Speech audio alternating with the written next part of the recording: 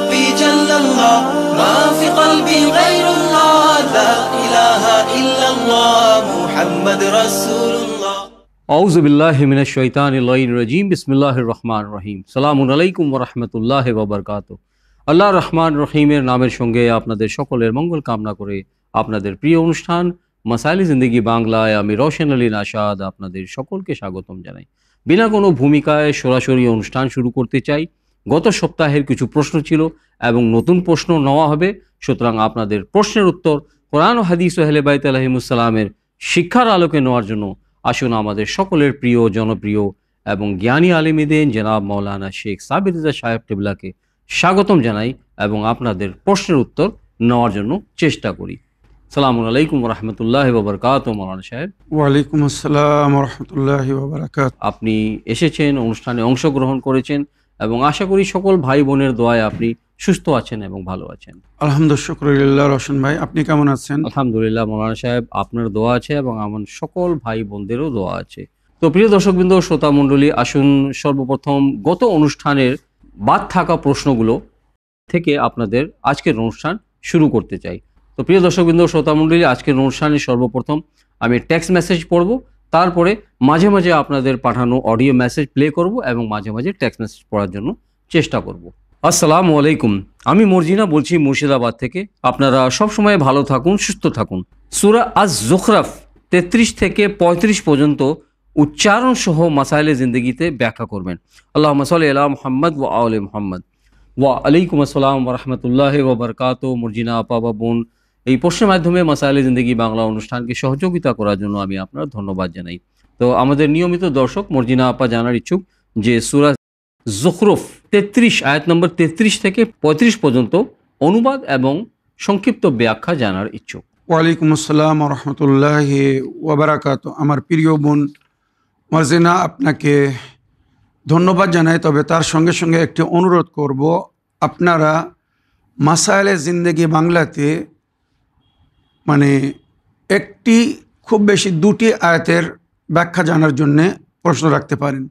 তার অধিক হলে আপনারা আমাদের সোলো প্রোগ্রাম ইসলামের বাংলায় প্রশ্ন রাখবেন। ওখানে অনেক সময় থাকে, আমি বিস্তারিতভাবে সমস্ত আয়াতের তর্জমা বা তার ব্যাখ্যা করতে সক্ষম হব, তাফসির বলতে সক্ষম হব। তো আশা করি আপনারা নেক্সট টাইম এটা খেয়াল রাখবেন। একটি আয়াত, খুব বেশি 2টি আয়াতের তর্জমা বা তার ব্যাখ্যা জানার জন্য প্রশ্ন রাখবেন। তার অধিক হলে কিন্তু সেটা আমরা মাসাইলে জিন্দেগিতে নিতে পারবো না, সেটা আমরা ইসলামিন বাংলায় নিয়ে নেব। তাই অনুরোধ করব, আপনারা ইসলামিন বাংলায় তাফসির জানার জন্য প্রশ্ন রাখুন আর মাসাইলে জিন্দেগিতে শর্ট অ্যান্ড সুইট প্রশ্ন করুন। এবারে আমি উক্ত আয়াতের ব্যাখ্যা করার আগে তার আগের 3টি আয়াত আমাকে পড়তে হবে, তাহলে আমি ওই 3টি আয়াতের সঠিক ব্যাখ্যা করতে পারবো। কেননা এর আগের 3টি আয়াতে 30, 31 এবং 32-এ বলা হচ্ছে ওয়ালাম্মা জাআহুমুল হক্কু ক্বালু হাযা সিহরুন ওয়া ইন্না বিহি কাফিরুন। যখন নবী করিম সাল্লাল্লাহু আলাইহি ওয়াসাল্লাম কোরআন নিয়ে আসলেন বা কোরআনের আয়াতের তেলাওয়াত করা শুরু করলেন, তখন তারা বলল যে আমরা এটাকে অস্বীকার করছি, এটা জাদু। নবী করিম সাল্লাল্লাহু আলাইহি ওয়াসাল্লামের তেলাওয়াত বা আয়াত শুনে মানুষ মোহ হয়ে যাচ্ছিল, নবীর কথা শুনে তাদের অন্তরে একটা জায়গা তৈরি হচ্ছিল। তাই তারা ভাবছিল যে এটা নবী জাদু করছেন, নবী হক কথা শোনাচ্ছিলেন, কিন্তু তারা ভাবছিল এটা জাদু। তাই ওরা বলছে আমরা এটাকে গ্রহণ করব না। ইন্না বিহি কাফিরুন ক্বালু লাউলা নুজিলা হাযাল কুরআন আলা রাজুলিন মিনাল ক্বরিয়াতাইন আযীমুন। তখন তারা কি বলল, এই কোরআন যদি মুহাম্মদ নবী সাল্লাল্লাহু আলাইহি ওয়াসাল্লামের উপরে অবতীর্ণ না হয়ে যদি মক্কা বা তায়েফের কোনো ধনী ব্যক্তির উপরে অবতীর্ণ হতো, তো আমরা এটাকে অ্যাকসেপ্ট করতাম বা এটা বেশি ভালো হতো। মানুষের মেন্টালিটি দেখেন সেই সময় থেকে আজও পর্যন্ত, ধনী মানুষ হলে তার কথা শোনা যাবে, আর নবী করিম সাল্লাল্লাহু আলাইহি ওয়াসাল্লাম খুব ধনী ছিলেন না বলে এনার কথা শোনা যাবে না। এদের এমন একটা মেন্টালিটি, আর এটা কিন্তু আজও আছে। রওশন ভাই, আহুম ইয়াকসুমুনা রাহমাতা রাব্বিকা নাহনু কাসামনা বাইনহুম মাঈশাতুহুম ফিল হায়াতিদ দুনিয়া ওয়া রাফা'না বা'দাহুম ফাওকা বা'দিন দারাজাতিন লিয়াত্তাখিযা বা'দুহুম বা'দা সুখরিয়া ওয়া রাহমাতু রাব্বিকা খায়রুম মিম্মা ইয়াজমাউন। এখানে আল্লাহ রাব্বুল আলামিন বলছেন, আল্লাহ যেটা বন্টন করেছেন, বিতরণ করেছেন, তাকসিম করেছেন বা কিসমতে যেটা লিখেছেন, তোমরা কি এর সঙ্গে মতভেদ করে তোমরা যেটা নিজেদের মধ্যে বন্টন করতে চাও, বিতরণ করতে চাও, সেটাকে উত্তম মনে করছো? নাহনু কাসামনা বাইনাহুম মাইশাতুহুম, আল্লাহ বলছে আমি তাদের মাঝখানে রুজি বন্টন করেছি বা এই জীবনের প্রয়োজনকে দান করেছি। মানে আল্লাহর বান্দা আল্লাহর তরফ থেকে সব পেয়েছে। তো এ বিষয়ে আল্লাহ বেহতার জানেন যে কাকে কি দিতে হবে আর কখন দিতে হবে। মনে রাখবেন, ফিল হায়াতুদ দুনিয়া ওয়া রাফানা বাযুহুম ফাওকা বাযিন দারাজাত, আর আল্লাহ বলছেন আমি কিছুদের উপরে প্রাথমিকতা দিয়েছি, মানে উচ্চতা দান করেছি। সমাজে এই সিস্টেম কেন? যাতে এক অপরের প্রয়োজন পুরো হয়। সবাই যদি ধনী হতো, রশন ভাই, কেউ কিন্তু কারোর কাজ করতো না। আবার সবাই যদি গরিব হতো, সমাজ চলতো না। তো এই জন্য এই সিস্টেমকে ফলো করতে হবে যে আল্লাহ কিছু মানুষকে গরিব, কিছু মানুষকে ধনী করেছে দুনিয়ার সিস্টেম সুন্দরভাবে পরিচালনা করার জন্য। সবার কাজ যাতে পুরো হয়, গরিবরা যেন ধনীদের কাজে আসে, আবার ধনীরা গরিবের কাজে আসে, এইভাবে। কিন্তু এর মধ্যে একটা জিনিস আরো গুরুত্বপূর্ণ, সেটা হচ্ছে আল্লাহ কিন্তু এই ধন দৌলত দিয়ে এবং ধন দৌলত নিয়ে ওভাবে পরীক্ষা নিয়েছে। যারা অল্প পেয়ে সন্তুষ্ট থাকবে, নেক কাজ করবে, তারা পরকালের ধনী হবে। আর যারা এখানে অনেক পেয়ে নাশুকরি করবে, তারা পরকালের গরিব হবে। আর হয়তো তাদের এই মানে আল্লাহর নাশুকরি তাদেরকে স্বর্গের জায়গায় নরকে পৌঁছে দেবে। আর যদিও ধনীরা স্বর্গে যায়, তো যেখানে বলা হয়েছে গরিবের চেয়ে তো তাদের স্থান অনেক নিচেই হবে, যদি তারা ধন দৌলতকে সঠিক জায়গায় উপয়োগ বা ব্যবহার না করে থাকে। এবারে আমার বোন যেখান থেকে জিজ্ঞাসা করেছেন, এগুলো বলার পরে এবার আল্লাহ বলছেন, ওয়ালাউলা আন ইয়াকুনা নাস উম্মাতান ওয়াহিদা লাজআলনা লিমান ইয়াকফুরু বিররহমানি লিবুয়ুতিহিম সুকফান মিন ফিজ্জাতিন ওয়া মাআরজা আলাইহা ইয়াযহারুন। যদি আল্লাহ সমস্ত বান্দারা যদি আল্লাহর বিরুদ্ধে একত্রিত হয়ে যেত, মানে আল্লাহর হুকুমকে না মানতো, আর আল্লাহ যদি এই দুনিয়ার নেয়ামতের মাধ্যমে তাদের সমস্ত প্রয়োজনকে পুরো করে দিত, তাদের ঘরের ছাদ বা ঘরের সিঁড়ি, যেটা রওয়ায়াতের মধ্যে উল্লেখ হয়েছে, ঘরের সিঁড়িও যদি সোনার তৈরি করে দিত। রশন ভাই, এটা কিন্তু বোঝানোর জন্য বলা হচ্ছে। এখানে আল্লাহ বলছেন তাদের ঘরের ছাদ, তাদের ঘরের সিঁড়ি, এমন কি তারা যে বেডে বা সোফায় বসে আরাম করে বা বেডে বসে ঘুমায়, এগুলো সব যদি আমি সোনার তৈরি করে দিতাম, সুন্দর করে সাজিয়ে দিতাম, তবুও এগুলো তাদের দুনিয়ার সৌন্দর্যতা হতো, কিন্তু পরকালে কিন্তু তারা কিছু পেত না। নেকির যদি একটা দরজা না রাখতাম, নেকির যদি সম্মান না রাখতাম, নেকির জাযা যদি পরকালে ভালো না রাখতাম, হয়তো কেউ নেকি করতো না। আর না করার কারণে তাদের এই দুনিয়া হয়তো সুন্দর হতো, কিন্তু পরকাল শেষ হয়ে যেত, তারা কিছু পেত না। তাই আল্লাহ শেষে বলছেন, ওয়া ইন্না কুল্লু যালিকা লাম্মা মাতাউল হায়াতুদ দুনিয়া, এগুলো সব কিছু এই দুনিয়ার জিনিস।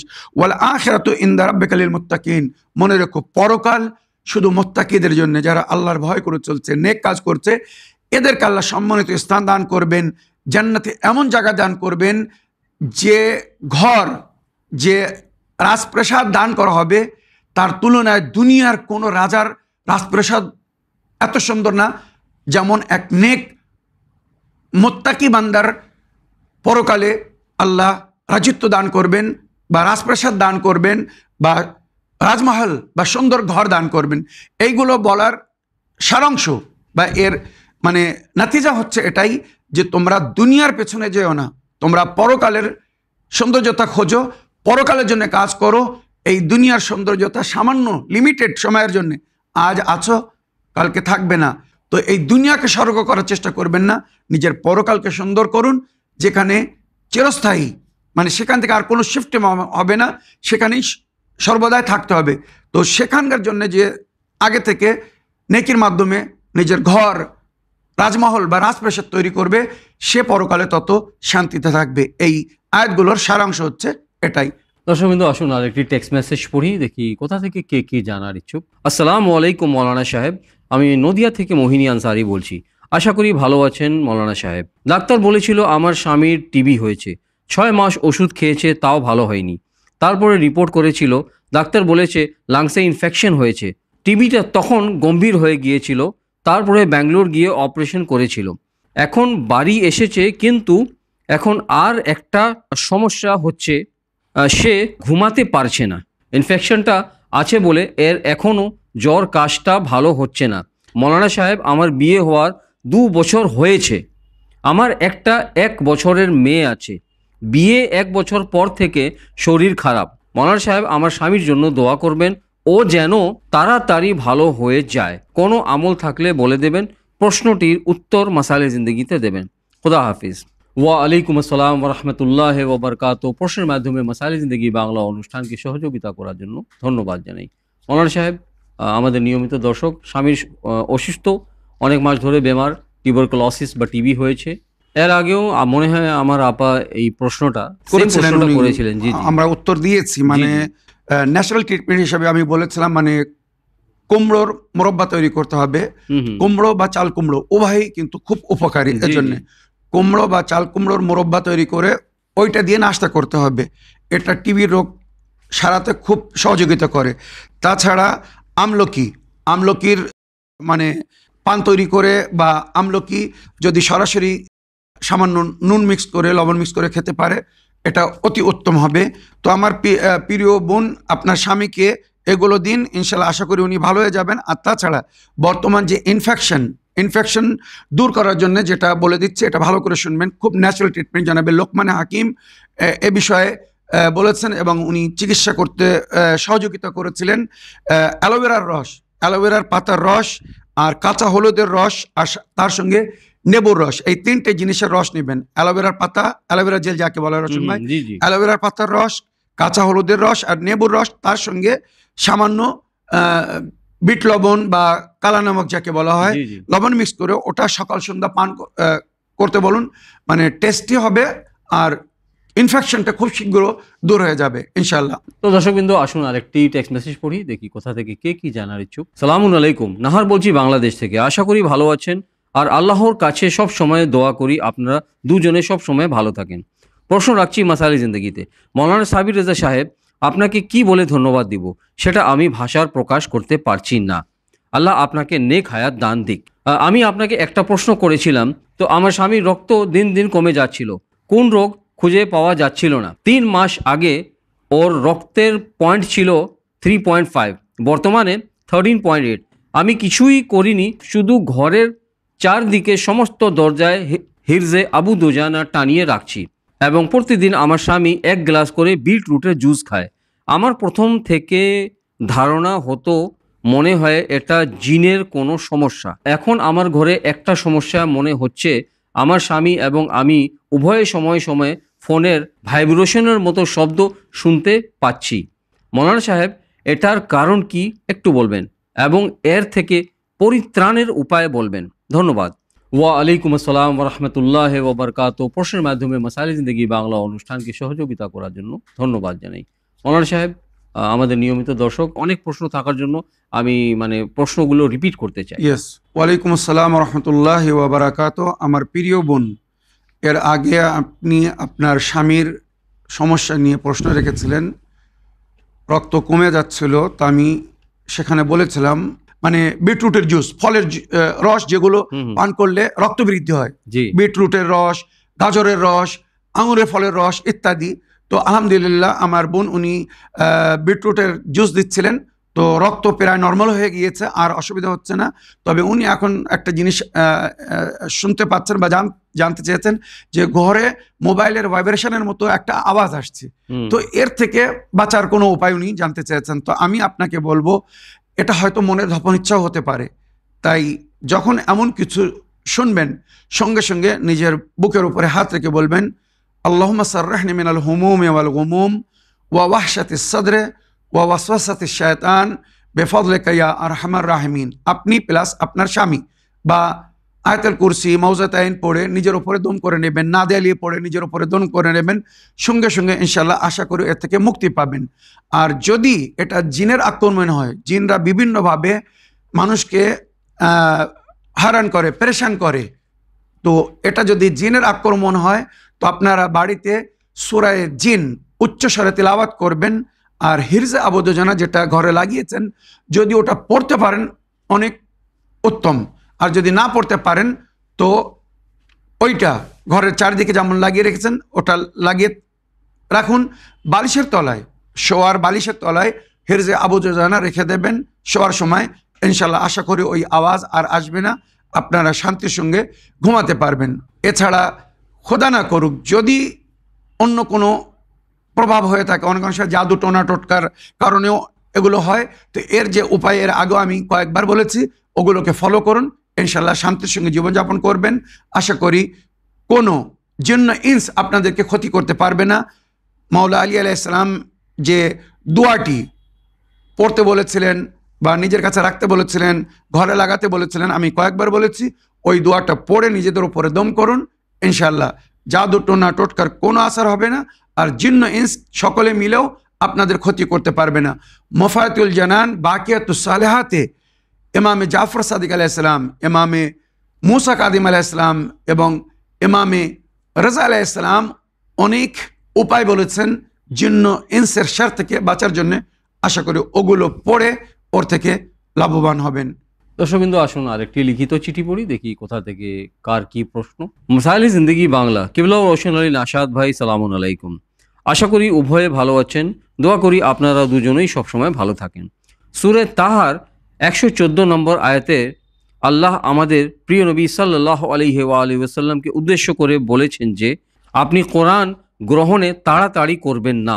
প্রশ্ন হলো, নবী করিম সাল্লাল্লাহু আলাইহি ওয়া আলিহি ওয়াসাল্লাম এই তাড়াতাড়ি কি কখনো করতেন? নাস্তিকরা প্রায় সময় এই বিষয় নিয়ে প্রশ্ন তোলে, অনুগ্রহ করে এই বিষয়টি বুঝিয়ে বলবেন। আলী মেহেদি নূর, ঢাকা। ওয়া আলাইকুম আসসালাম ওয়া রাহমাতুল্লাহি ওয়া বারাকাতুহু। সুন্দর প্রশ্নের মাধ্যমে মাসাইল জিন্দেগি বাংলা অনুষ্ঠানকে সহযোগিতা করার জন্য ধন্যবাদ জানাই।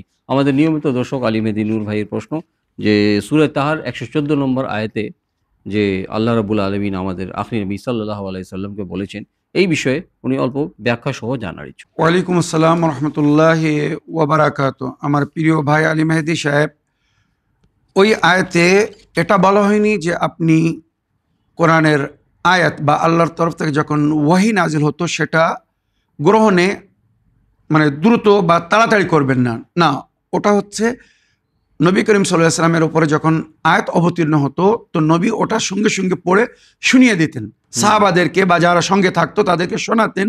আর এর কারণ বলা হয়েছে দুটি। একটি, নবী করিম সাল্লাল্লাহু আলাইহি ওয়াসাল্লাম আগে থেকে লহে মাহফুজে আল্লাহর যে আয়াত বা কোরআন লেখা আছে, নবী সেগুলো জানতেন যে এই আয়াতের শেষ অংশ কি, যে আয়াত আমাকে জিবরাইল আমিন শোনাচ্ছে বা আমার উপরে যে ইলহাম হচ্ছে এর এন্ডিং কি। তো অনেক অনেক সময় নবী করিম সাল্লাল্লাহু আলাইহি ওয়াসাল্লামের উপরে যখন ওহী অবতীর্ণ হতো বা জিবরাইল আমিন ওনাকে কোনো আয়াত বা ওহী নিয়ে এসে শোনাতেন, তো উনি সেটাকে আগে অটোমেটিক কমপ্লিট করে দিতেন। তো এই জন্য নবী করিম সাল্লাল্লাহু আলাইহি ওয়াসাল্লামকে আল্লাহ বলছেন, না, আপনি যেটা লহে মাহফুজ আছে ওটা আগে থেকে শোনাবেন না, হয়তো আল্লাহ কোনো হুকুমকে পরিবর্তন করতে পারে। তো আপনি অপেক্ষা করবেন জিবরাইলের মাধ্যমে যেটা আপনাকে দেওয়া হচ্ছে বা যেটা ওহী করা হচ্ছে এটা কমপ্লিটলি শোনার পরে তারপর শোনাবেন। এটা একটা কথা। আর দ্বিতীয় বলা হচ্ছে নবী করিম সাল্লাল্লাহু আলাইহি ওয়াসাল্লাম নাকি ভাবতেন যে আমি যদি তাড়াতাড়ি শুনিয়ে না দিই হয়তো আমি ভুলে যাব। অনেক অনেক সময় বড় আয়াত আসতো, এটা কিন্তু আমাদের একটা ভুল ধারণা। নবী কিন্তু ভুলতেন না, নবীর স্মরণশক্তি খুব সুন্দর ছিল, যার দায়িত্ব স্বয়ং কোরআন খোদা নিয়েছেন যে আমার নবী আপনি চিন্তা করবেন না, ওয়ালা তুহাররিক বিহি লিসানাকা লিতা'জালা বিহি ইন্না আলাইনা জামহু ওয়া কুরআনহু। সূরা কিয়ামত আয়াত নম্বর 16 এর মধ্যে আল্লাহ রাব্বুল আলামিন বলছেন। জি, মানে আসলে কথা হচ্ছে কি, অনেক রাবিরা জি এইগুলো মানে কিয়াস ওরা কিয়াস করে, জাযাকাল্লাহ, এগুলো আমরা তো অ্যাকচুয়ালি বলতে পারবো আল্লাহ জানে, আল্লাহ রাসূলও জানে যে এই ধরনের যদি মানে নবী করিম সাল্লাল্লাহু আলাইহি ওয়াসাল্লাম স্টেপ নিয়েছিলেন, এর আসল তথ্যটা বা কাহিনীটা বা রাজটা কি ছিল মানে জানে না। রাবিরা নিজেদের মতো মনে করে নবীকেও সেইভাবে প্রচার করার চেষ্টা করেছে বা পরিচয় করিয়েছে। এই হচ্ছে সবচেয়ে বড় সমস্যা। ঠিক, আমার নবী আপনি চিন্তা করবেন না, সানুকুরুকা ফালা তানসা, মানে আপনি ভুলে যাওয়ার ভয়তে যে তাড়াতাড়ি শুনিয়ে দিচ্ছেন এটা করবেন না।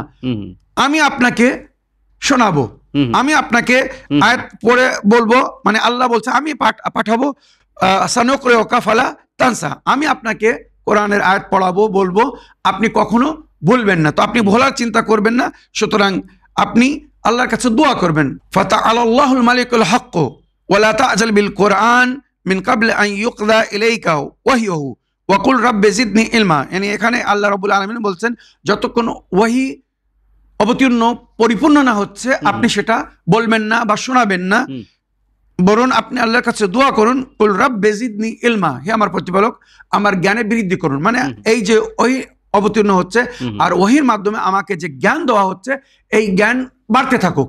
তো এই জ্ঞান বৃদ্ধি হওয়ার জন্য নবী আল্লাহর কাছে দোয়া করতেন সব সময়। তাই আমাদেরকেও নবী করিম সাল্লাল্লাহু আলাইহি ওয়াসাল্লাম বলেছিলেন তোমরা প্রতি নামাজে এই দোয়া করো, কুল রব্বি জিদনি ইলমা, আল্লাহ আমার জ্ঞানে বৃদ্ধি করুন। যেমন আল্লাহ নিজের নবীকে জ্ঞান দিয়েছিলেন, ওইরূপ নবীর মাধ্যমে আমরা জ্ঞান পেয়েছি। তো এই জন্য আমাদেরকে এই দোয়া করতে বলা হয়েছে। অডিও মেসেজ প্লে করতে চাই, তো শুনি কোথা থেকে কে কি জানার ইচ্ছুক বা কার কি প্রশ্ন। আসসালামু আলাইকুম, আমি শরীফ শেখ বলছি কলকাতা নিউ টাউন থেকে। আশা করি ভালো আছেন, আল্লাহ আপনাদের ভালো রাখুক। প্রশ্নটা হচ্ছে, মানুষ যখন ভুল পড়ছিলেন, কোরআন ভুল বুঝছিলেন, ভুল মানে করছিলেন, সেই সব সংশোধন করার জন্য আলী আলাইহিস সালাম তার মধ্যে জের জবর লাগিয়ে দিলেন এবং বললেন এটার মানে এই, এটার মানে এই, এটার মানে এই।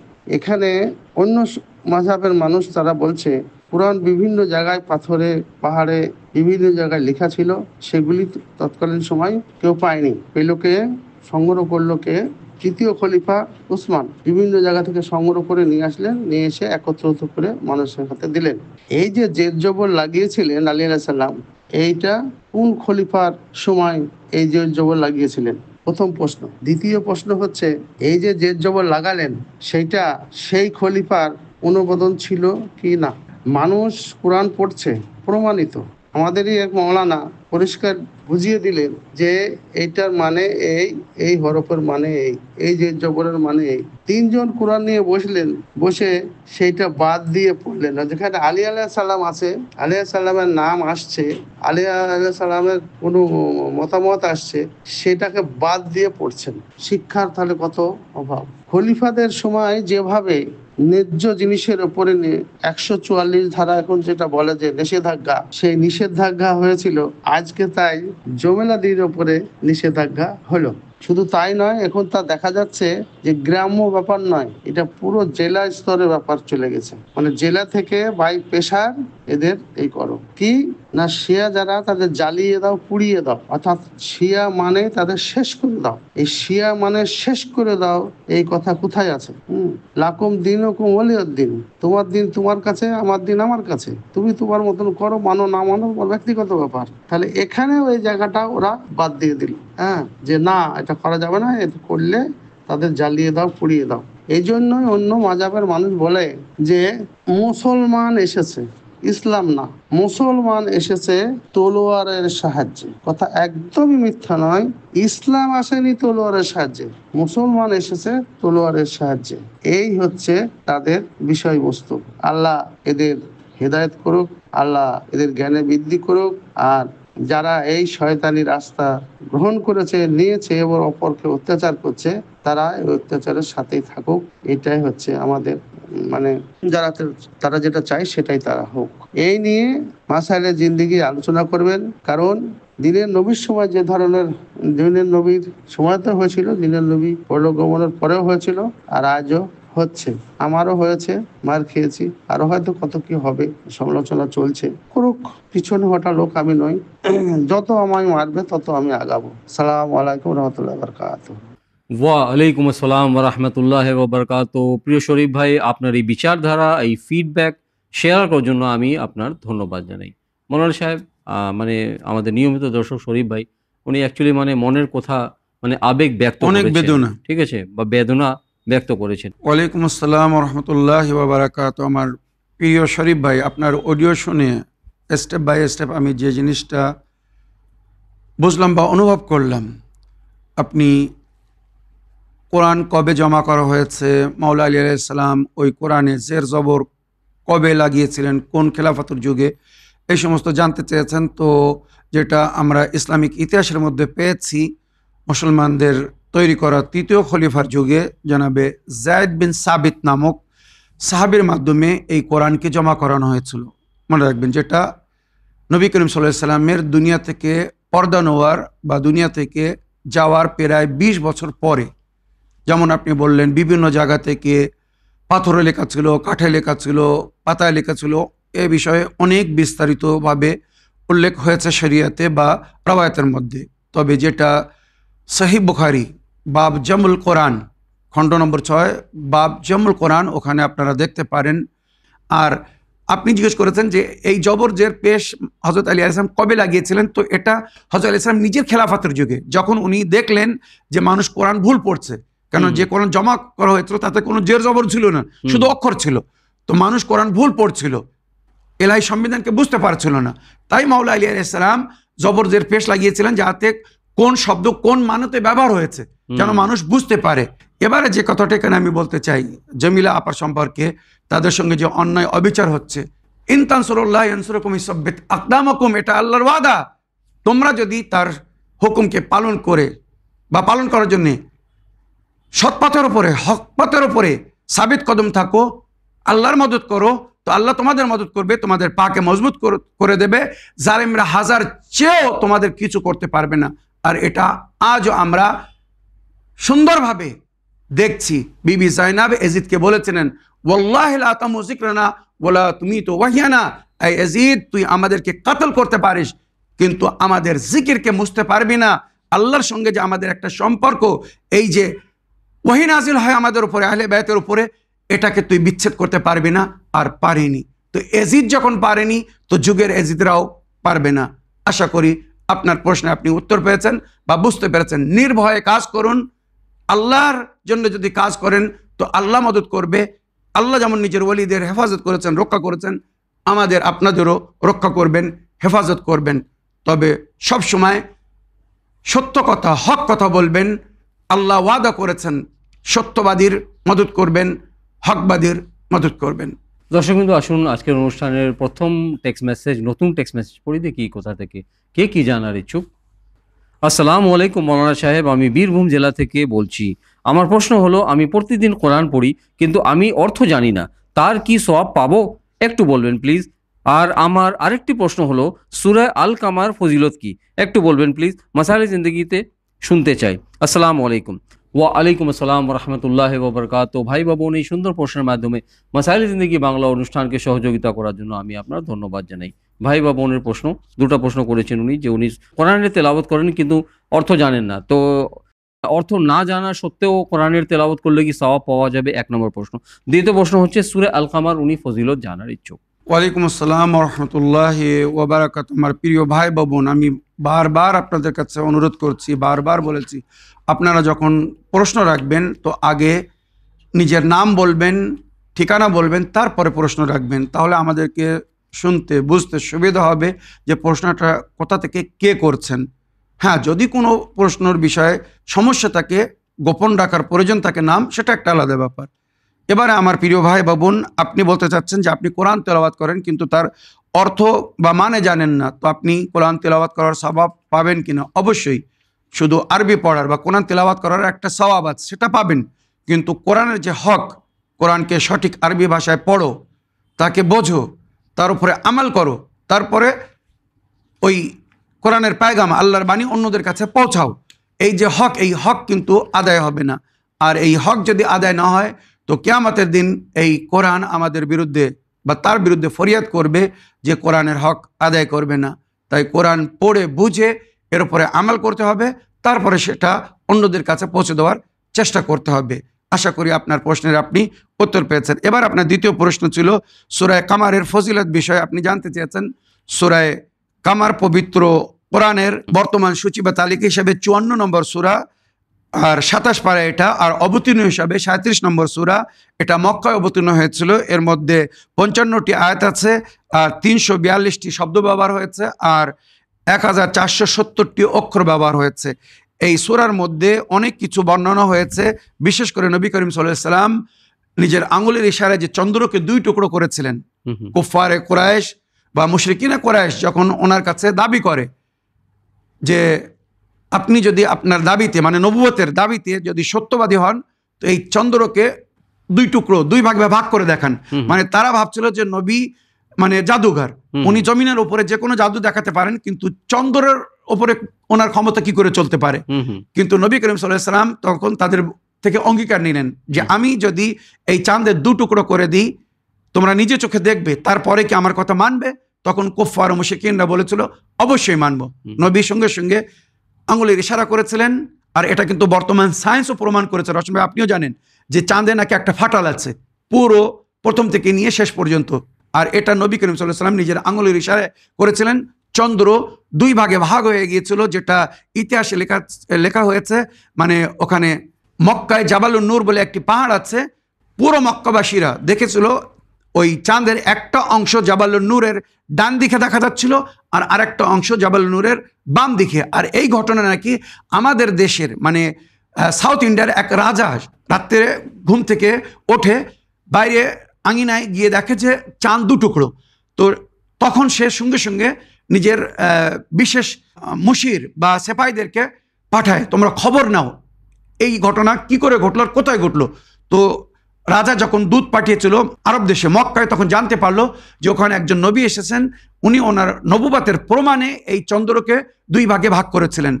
এটা কিন্তু ইতিহাসে লেখা হয়েছে। তাই ওই বাদশাহ নাকি উনি সর্বপ্রথম নবীর যুগে ভারতের দুটি মসজিদ তৈরি করা হয়েছিল, একটি সাউথ ইন্ডিয়ায় আর দ্বিতীয় একটা মসজিদ তৈরি হয়েছিল খাম্বাত গুজরাতে, যেটার কাবলার ডাইরেকশন আজও বাইতুল মাকদিস এবং কাবার দিকে।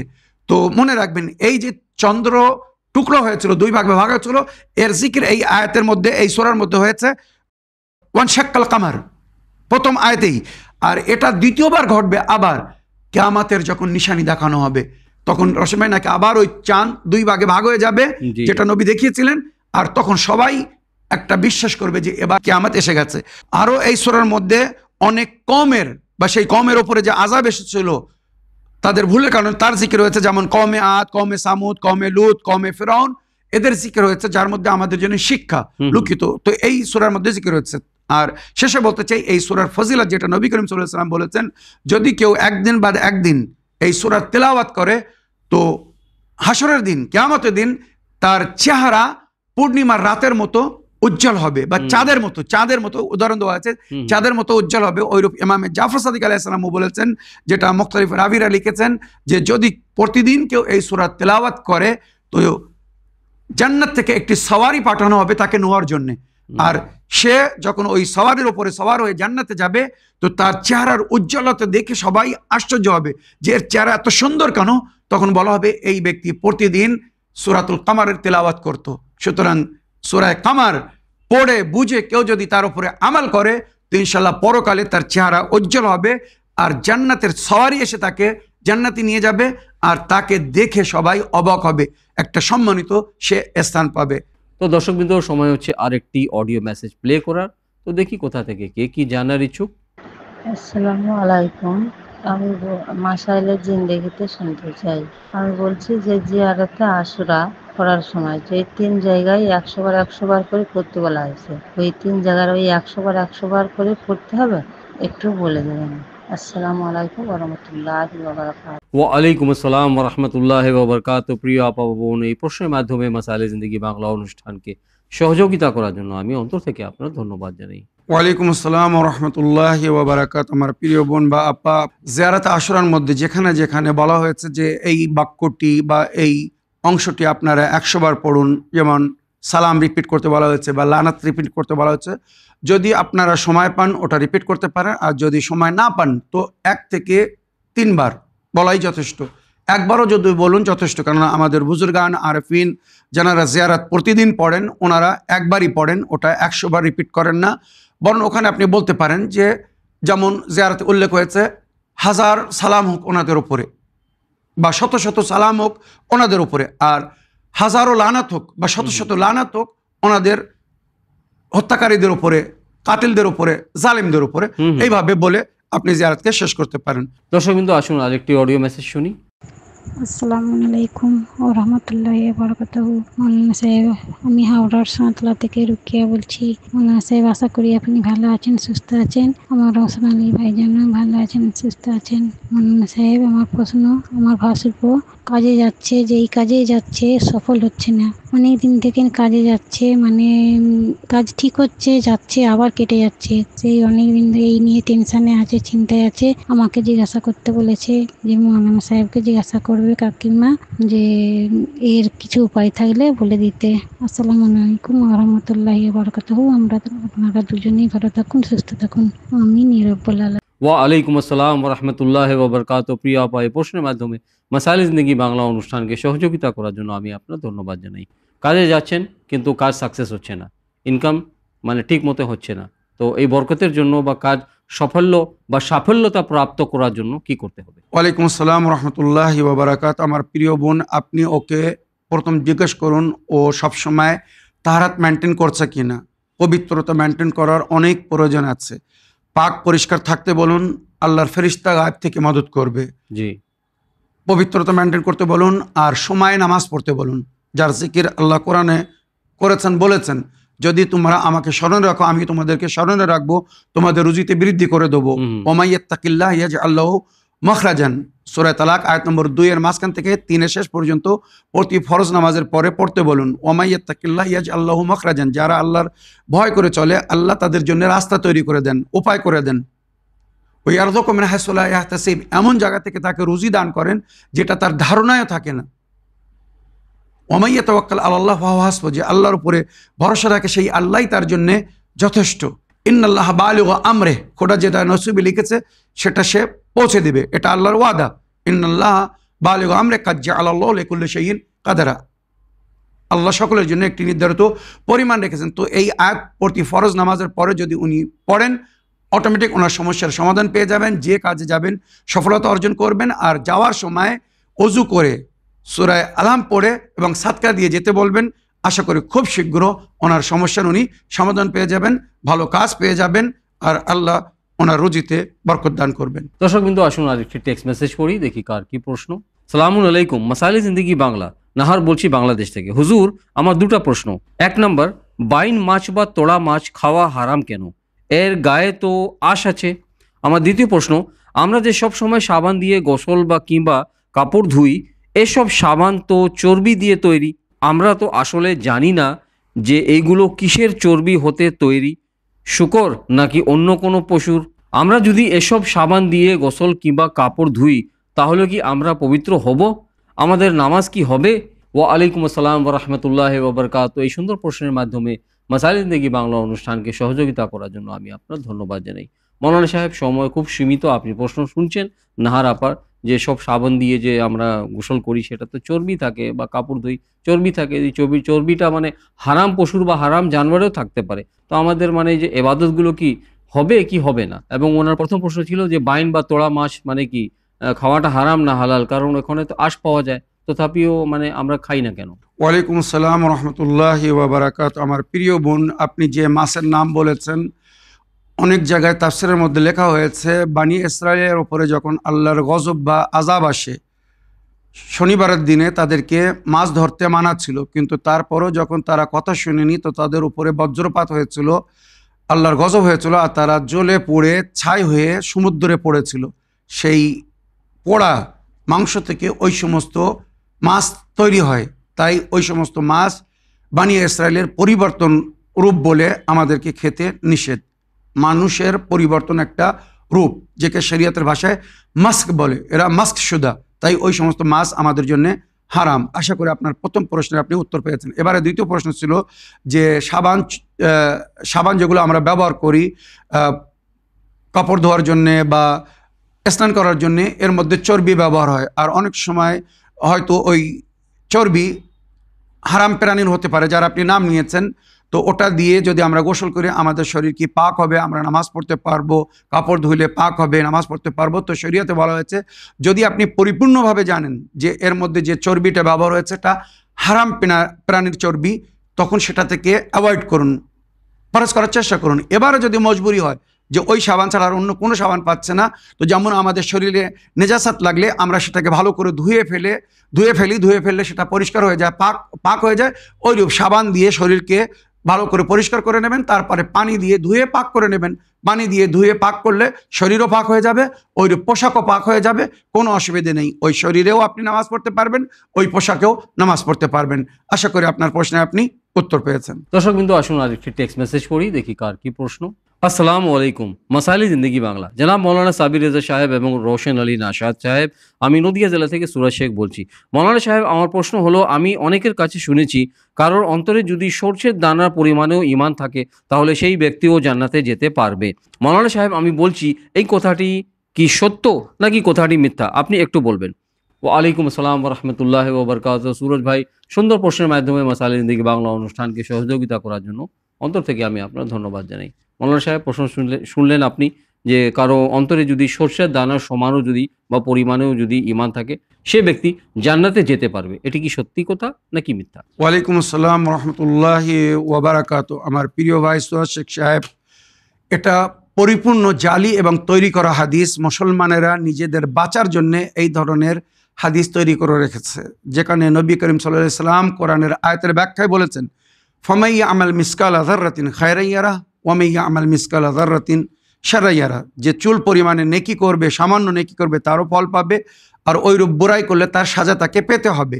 শুধু ঈমান আনলে জান্নাতে যাওয়ার জন্য যথেষ্ট না। আমি আল্লাহকে মেনেছি কিন্তু আল্লাহর কথা মানছি না, উম্মত নবীকে মেনেছে কিন্তু নবীর কথা মানছে না, উম্মত কোরআনকে মেনেছে কিন্তু কোরআনের উপরে আমল করছে না। রশন ভাই, পরিষ্কার কোরআন বলছে, যারা কোরআন পড়ে বুঝে যদি এর উপরে আমল না করে তো সে কখনো স্বর্গে যেতে পারবে না, জান্নাতে যেতে। তো এটা মিথ্যা একটা সান্ত্বনা দিয়ে রেখেছে উম্মতের অনেক জ্ঞানহীন মারফতহীন মুল্লা মৌলবীরা কিন্তু এই ধরনের জালি হাদিস তৈরি করে রেখেছে যে সামান্য যদি ঈমান থাকে তাও সে স্বর্গে যাবে।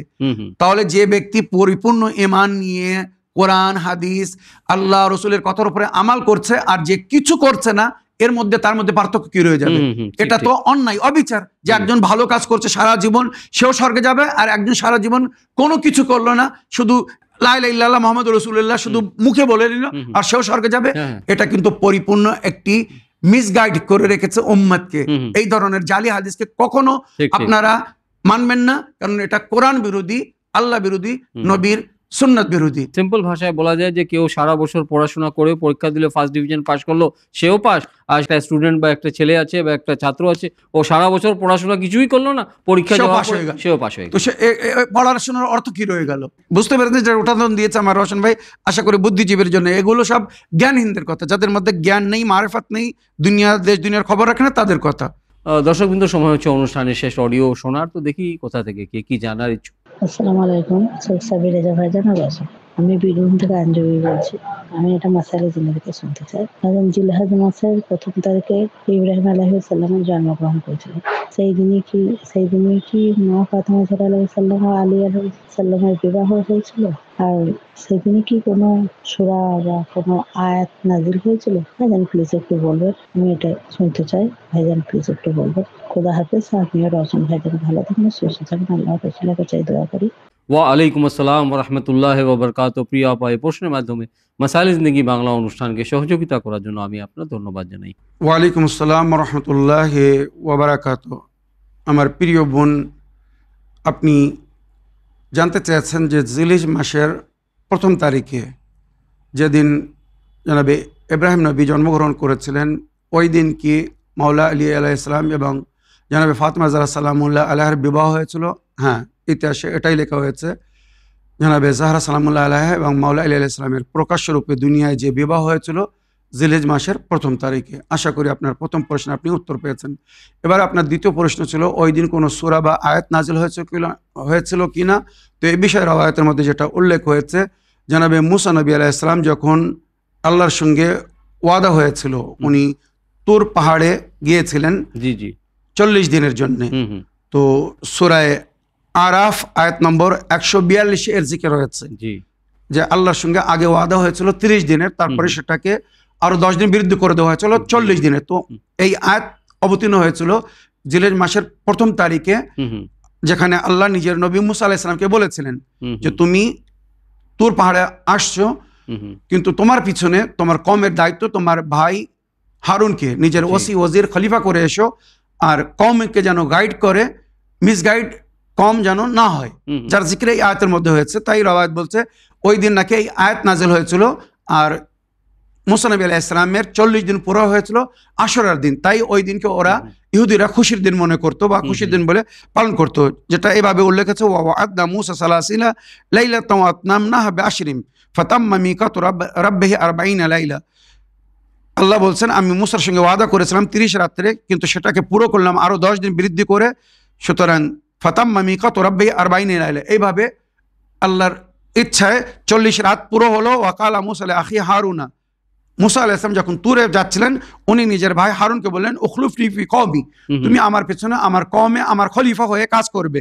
ওয়া আসলিহ, আর এদের ভুলের সংশোধন করবে। আমার কম যদি কোনো ভুল করে তার সংশোধন করবে। ওয়ালা তাত্তাবি সাবিলাল মুফসিদিন, আর বিশৃঙ্খলা যারা ঘটাবে মুফসিদিনদের, এদের যেন ইত্তেবা করবেন, এদের কথা শুনবে না। সুতরাং আমাদের প্রিয় নবী করিম সাল্লাল্লাহু আলাইহি ওয়াসাল্লাম যখন উনি তবুকের যুদ্ধে যাচ্ছিলেন, শেষ যুদ্ধে উনিও 40 দিনের জন্য যাচ্ছিলেন, তো নিজের পিছনে মদিনায় নিজের ভাই হযরত আলী আলাইহিস সালামকে এইভাবে নিজের জায়গায় রেখে গিয়েছিলেন আর বলে গিয়েছিলেন, উখলুফনি কওমি, আই আলী তুমি আমার পেছনে আমার কওমের খলিফা হয়ে আমার খলিফা হয়ে কাজ করবে। মাওলা আলী আলাইহিস সালাম দুঃখিত ছিলেন যে সমস্ত জঙ্গে আমি সঙ্গে গিয়েছিলাম, এই যুদ্ধে আমি সঙ্গে যাচ্ছি না। উনি যখন দুঃখ প্রকাশ করলেন তখন নবী করিম সাল্লাল্লাহু আলাইহি ওয়াসাল্লাম এই আয়াত পড়েছিলেন আর বললেন, ইয়া আলী আনতা মিন্নি বিমানজিলাতি হারুন মিন মূসা, আই আলী তোমার সম্পর্ক আমার সঙ্গে যেমন হারুনের সম্পর্ক ছিল মূসার সঙ্গে। মূসা যেমন নিজের পিছনে নিজের ভাই হারুনকে নিজের ওয়াজির খলিফা করে গেছেন উম্মতের সংশোধনের জন্য, হেদায়েতের জন্য, ওইরূপ আমার পেছনে আমার উম্মতের সংশোধনের জন্য, তাদের হেদায়েতের জন্য তোমাকে আমার খলিফা করে যাচ্ছে। আর যেমন মূসা নিজের ভাই খলিফা হারুনকে বলেছিল খবরদার মুফসিদিনদের কথা যেন শুনবে না, ওইরূপ তোমাকে বলে যাচ্ছি মুফসিদিনদের কথা যেন তুমি শোনো না। সুতরাং এই আয়াত আমরা প্রতি জিলহিজ মাসের 1ম তারিখ থেকে নিয়ে সবে 10 জিলহিজ পর্যন্ত 2 রাকাত বিশেষ নামাজ পড়ি, যে নামাজে আমাদেরকে এই আয়াত পড়তে বলা হয়েছে। সেই সময়ে সেই দৃশ্য আর নবীর সেই বাণীকে স্মরণে রাখার জন্য। নবী জানতেন আমার পিছনে কিছু লোকেরা আমার উম্মতকে মিসগাইড করবে। সামিরি তাদেরকে বলা হয়েছে, জাদুঘর বলা হয়েছে। এরা কারা ছিল ইতিহাস জানার প্রয়োজন আছে। আমার প্রিয় বোন, আশা করি আপনার প্রশ্নের আপনি উত্তর পেয়েছেন। মৌলানা সাহেব, অন্তর থেকে আপনার ধন্যবাদ জানাই যে আমাদের নিয়মিত দর্শক এবং নতুন দর্শকবৃন্দদের সকলের ভাই বোনের প্রশ্নের উত্তর গত অনুষ্ঠানগুলোর মতো কোরআন ও হাদিস ও আহলে বাইত আলাইহিমুসসালামের শিক্ষার আলোকে দেওয়ার জন্য আমি আপনার ধন্যবাদ জানাই এবং সঙ্গে আপনাকে অনুগ্রহ করি, রিকোয়েস্ট করি যে ইনশাআল্লাহ আগামী অনুষ্ঠানেও এসে অংশগ্রহণ করে এইভাবে সকলের প্রশ্নের উত্তর আহলে বাইত আলাইহিমুসসালামের তালিমাতের আলোকে, কোরআনের তালিমাতের আলোকে এবং হাদিসের তালিমাতের আলোকে দেওয়ার জন্য আপনি চেষ্টা করবেন। অবশ্যই রহসান ভাই, আল্লাহ যদি তৌফিক দান করেন, নেক হায়াত ও হেদায়েত দান করেন, অবশ্যই যে খেদমত আমরা করছি বা করার চেষ্টা করছি, আল্লাহ যেন এ বিষয়ে আমাদেরকে সফল করেন, আমাদেরকে যেন দীর্ঘজীবী করেন, হায়াত দান করেন, যাতে আল্লাহর বান্দাদের বা নবীর উম্মতের আমরা খেদমত করতে পারি সঠিক জিনিস কোরআন ও হাদিস এবং আহলে বাইতের তালিমাতের আলোতে বা মাধ্যমে দুনিয়ার কাছে পৌঁছে দিতে পারি, যার উপরে আমাল করে আপনারাও লাভবান হবেন, আপনারাও সওয়াব পাবেন, আপনাদেরও ইহকাল পরকাল উজ্জ্বল হবে। তার সঙ্গে সঙ্গে আমরা 2 ভাই আশা করি আমরাও সওয়াব পাবো এবং এই নেকিতে সহযোগিতা করার জন্য, এক অপরের সহযোগিতা করার জন্য আল্লাহ আমাদের সকলের নেকিকে কবুল করবেন এবং পরকালে এর সুন্দর আজর সওয়াব দান করবেন। তো ইনশাআল্লাহ আগামী অনুষ্ঠানে নতুন নতুন প্রশ্ন নিয়ে, নতুন নতুন মাসলা মাসাইল নিয়ে আবার আপনাদের সকলের সঙ্গে সাক্ষাৎ হবে। তো এই বলে আজকের অনুষ্ঠান শেষ করার জন্য আপনাদের সকলের কাছে অনুমতি চাই। শুকরিয়া ও ধন্যবাদ। সালামুন আলাইকুম ওয়া রাহমাতুল্লাহি ওয়া বারাকাতুহু। حسبي ربي جل الله ما في قلبي غير الله لا إله إلا الله محمد رسول